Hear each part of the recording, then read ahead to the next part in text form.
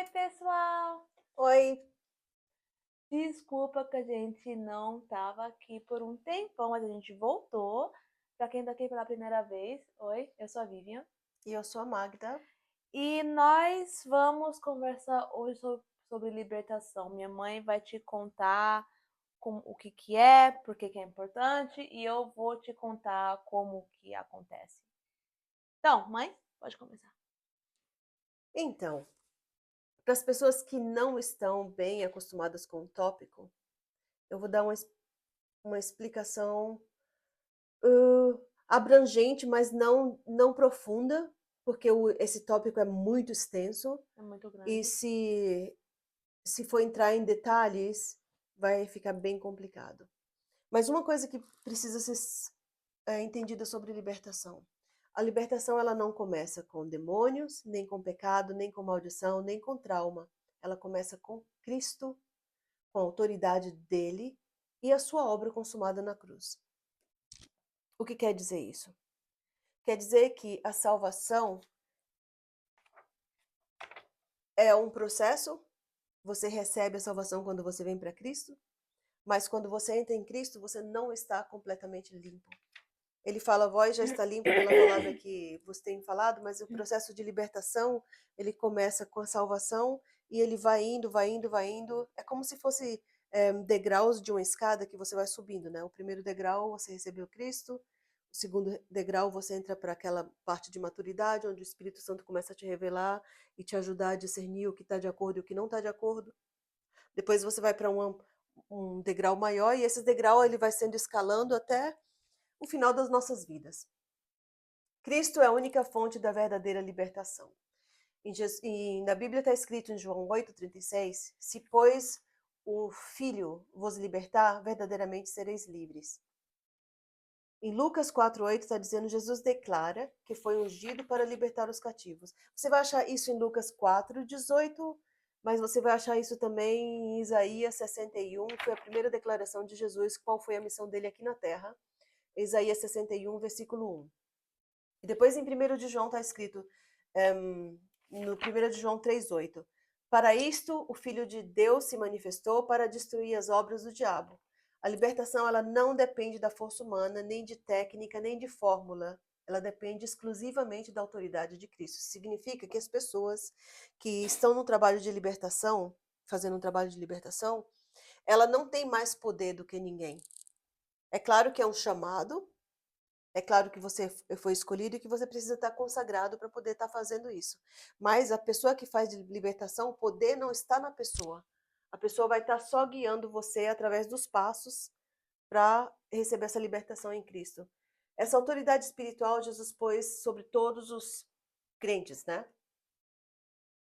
É, por que que uma pessoa que está em Cristo precisa de libertação? Como eu te falei, nós, como viemos para Cristo, para Jesus, tínhamos uma vida antes de receber Jesus. E essa vida deixou marcas na gente. Deixou marcas na nossa personalidade, deixou marcas nas nossas emoções, deixou marcas que essas marcas são como se fosse peso que nos impedem de correr mais rápido dentro da carreira que está proposta diante de nós para o trabalho de Jesus Cristo, né?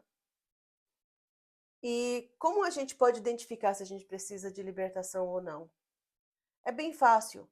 A Bíblia fala que se você está em Cristo, você é uma nova criatura e todas as coisas velhas já passaram e tudo se fez novo.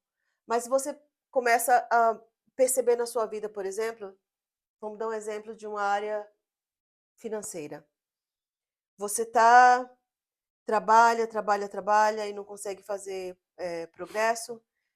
Você procura levar uma vida digna, mas está sempre acontecendo coisas que faz você entrar em dívida, que faz você estar com contas abertas e no final do mês você tem uma sensação sufocante de que você trabalhou e você tentou e está tentando viver de maneira honesta, mas tem uma coisa te segurando. Você está sempre em dívida, você não consegue fazer progresso, você está sempre naquela coisa. Isso você pode ver que tem alguma coisa que está te segurando. Porque a palavra de Deus fala que Jesus veio para te dar uma vida e uma vida com abundância. Se você não está fazendo progresso na sua vida financeira, se alguma coisa está te segurando, você não está tendo uma vida abundante, né? Isso daí já é uma marca que você pode ver. E normalmente, se você tem problemas financeiros, ou ele é por causa das decisões que você está fazendo agora, tem portas abertas nas suas decisões que você está fazendo agora, ou isso poderia ser 70% disso, pode ser responsabilidade sua, ou pode ser 30% disso por parte de herança que você recebeu dos seus pais. Por exemplo, trabalhando com libertação, houve uma situação em que uma pessoa contou o testemunho que o pai, ele, bem no passado, bem muitos anos atrás, no passado, ele procurava pessoas que tinham terras, mas não tinham documento dessa terra legalizado. Aí esse pai de família ia lá, matava essa pessoa, tomava posse da terra e foi fazendo isso, foi fazendo isso, foi fazendo isso. E daí, quando ele tinha uma quantidade de terra grande, ele vendia essas terras e comprava uma fazenda. E ele viu que isso era um negócio lucrativo, então ele contratou pessoas para matar, descobrir onde tinha essas pessoas que tinham terra sem documento de posse. Ele matava essas pessoas e tomava posse da fazenda. Então, aí tem uma porta de roubo, de ganhos desonestos e também de assassinato. Isso daí abriu uma porta geracional para um espírito de morte, um espírito de perda financeira entrar na vida dessas pessoas.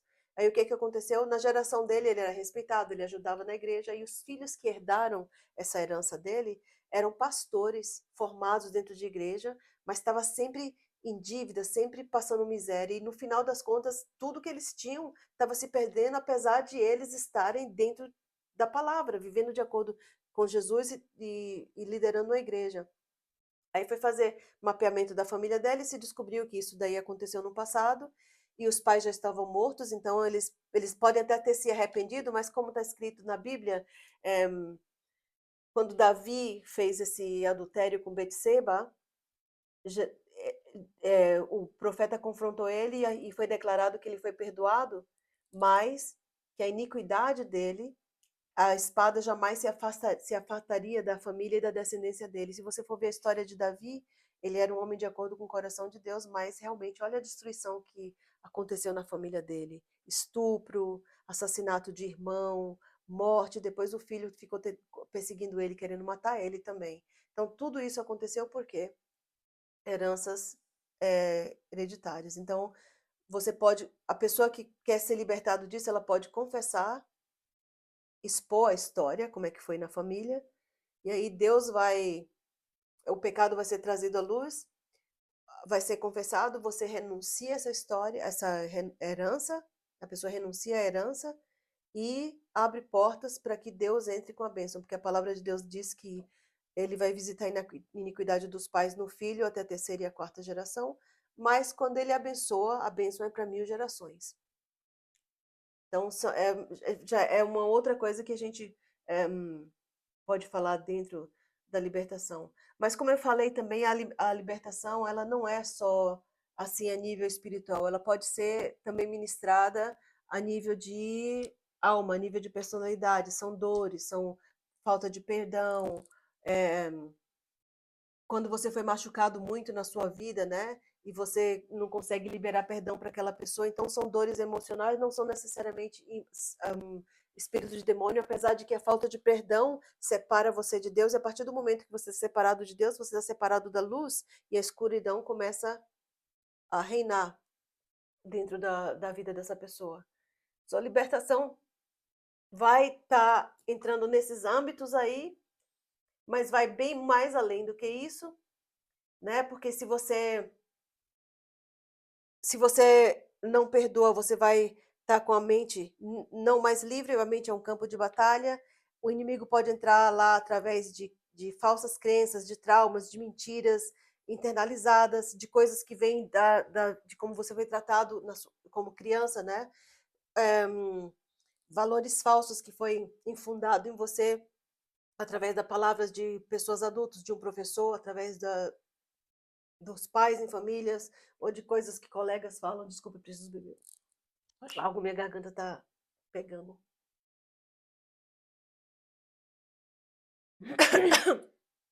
Por isso está escrito em Romanos 12:2, transformai-vos pela renovação dos vossos pensamentos através de ler a palavra.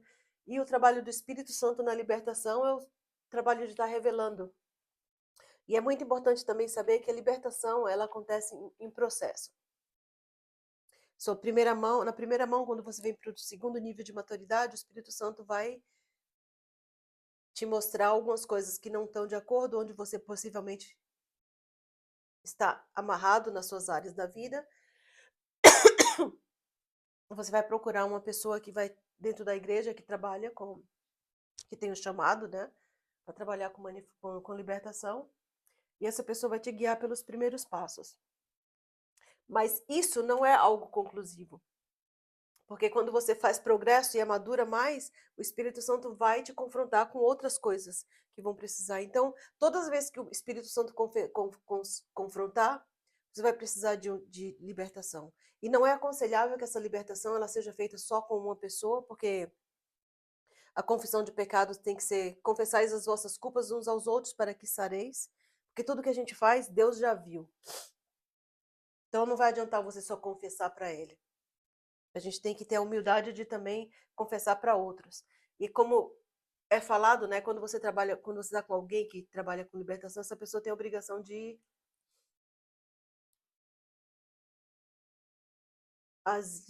agir com sigilo confidencial. Então, as coisas que são faladas dentro de um período de libertação, ela não pode espalhar para fora.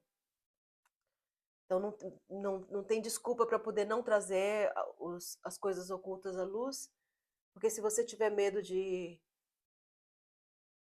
confessar pecado com medo que você vai perder sua reputação, é melhor você perder a reputação e ter uma vida abundante, se bem que você não vai perder reputação nenhuma, é o inimigo que faz você acreditar nisso, né? Ele mente para você e fala, você vai perder sua reputação se pessoas descobrirem a respeito disso. E por que ele faz isso? Porque a força dele está no fato de ele estar escondido no oculto. No momento que você traz as coisas para a luz, ele perde força. Então ele não quer que você confesse nada, ele vai querer que você esconda, porque aí ele pode agir abundantemente da maneira que ele quiser e ainda pode trazer o agir dele para outras gerações. Bom, eu acho que eu já falei uma boa parte em relação a isso, né? E Vivian vai entrar agora com os passos que normalmente são feitos dentro de um processo de libertação. Exatamente. Então, o primeiro passo é a gente faz pergunta para ver o seu entendimento de Deus e de Jesus. Tipo, você sabe, você realmente acredita que você está salvo? Você realmente aceitou Jesus no seu coração como seu Senhor e Salvador? Aí o segundo passo é a gente te ensina sobre a sua identidade em Cristo. E eles usam versos como 2 Coríntios 5:17, que fala: quem está unido com Cristo é uma nova criatura, acabou-se o que era velho e já chegou o que é novo. O terceiro passo é renunciar consciente e verbalmente. Pode ser coisa como magia, pactos, iniciações.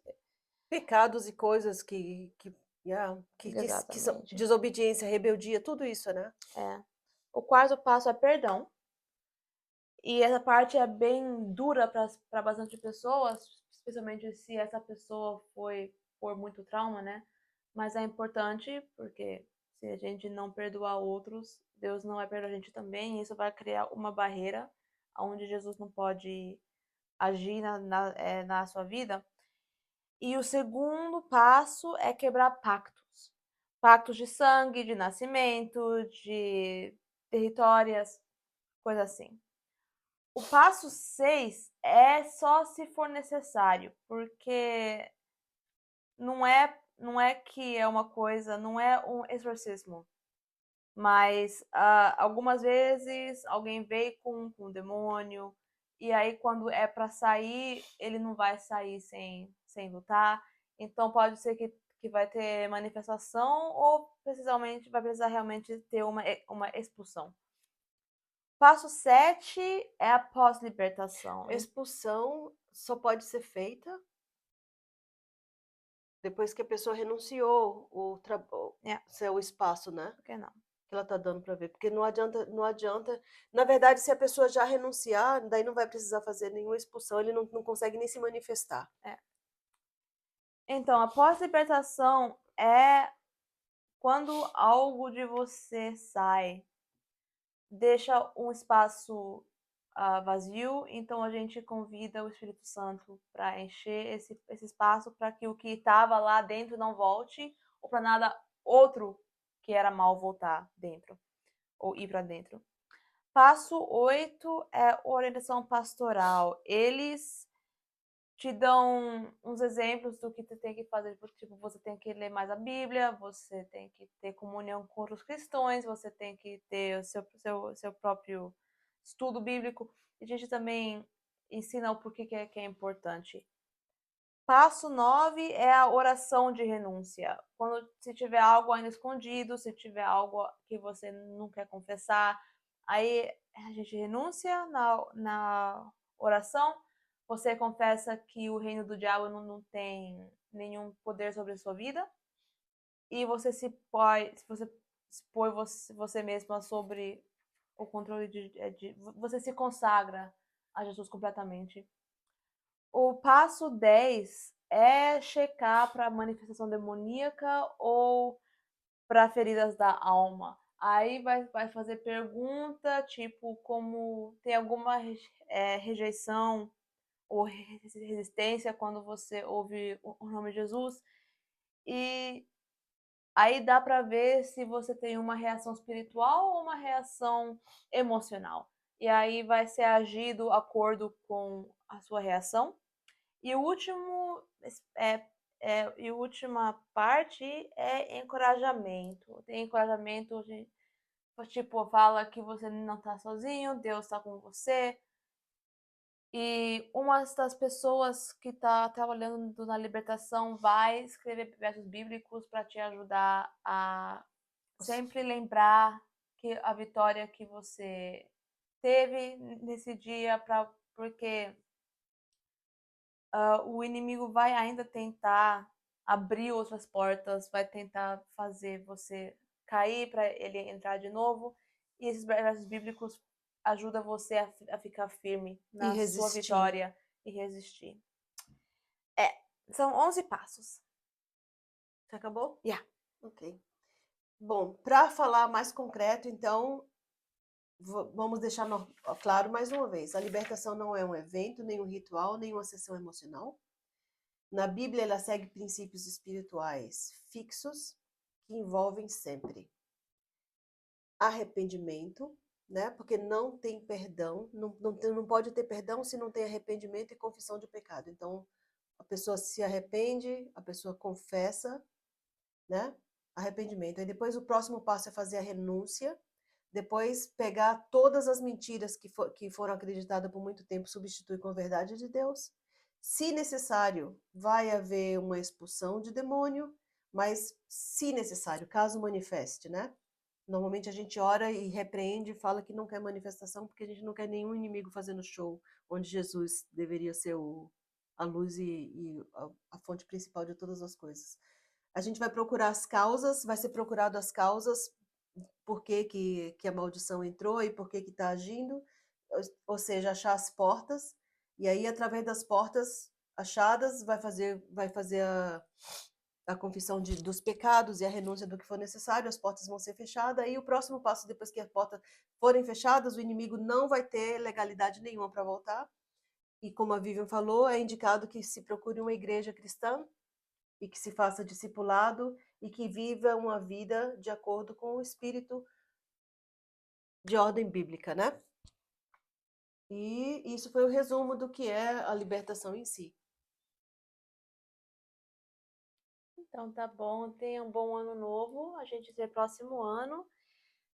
E que o ano 2026 será melhor do que 2025, tá bom? 2026, 2025. Sim, então pessoal, seja abençoado, tá? Tchau!